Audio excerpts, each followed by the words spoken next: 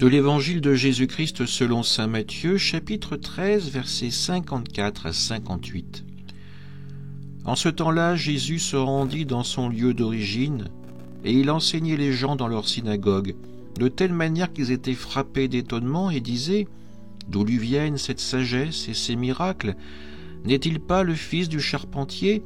Sa mère ne s'appelle-t-elle pas Marie? Et ses frères Jacques, Joseph, Simon et Jude? Et ses sœurs ne sont-elles pas toutes chez nous? Alors d'où lui vient tout cela ?» Et ils étaient profondément choqués à son sujet.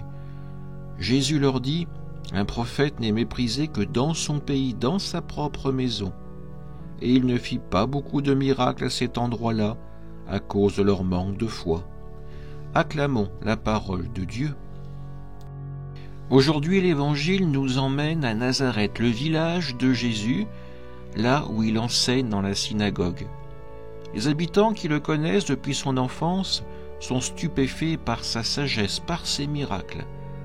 Mais leur étonnement se transforme vite en scepticisme.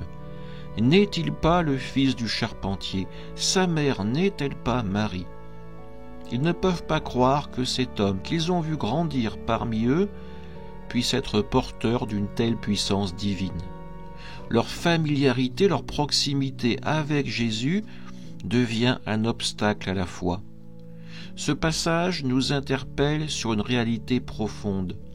Parfois, ce qui nous est le plus familier peut nous empêcher de voir l'œuvre de Dieu.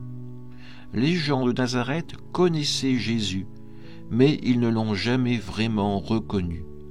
Ils se sont arrêtés à ce qu'ils pensaient savoir de lui, et leur manque de foi a, pour ainsi dire, limité les miracles que Jésus aurait pu accomplir parmi eux.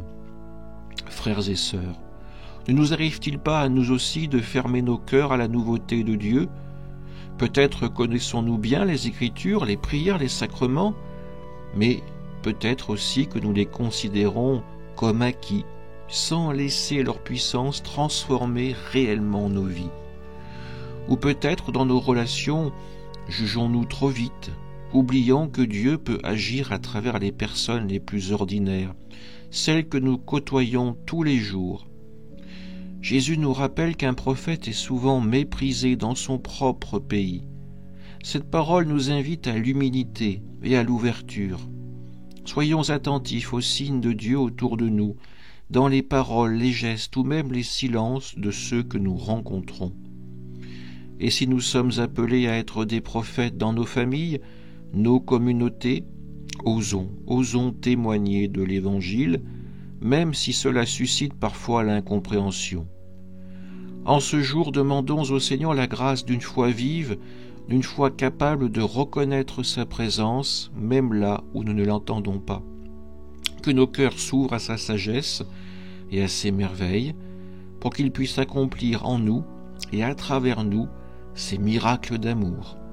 Acclamons la parole de Dieu.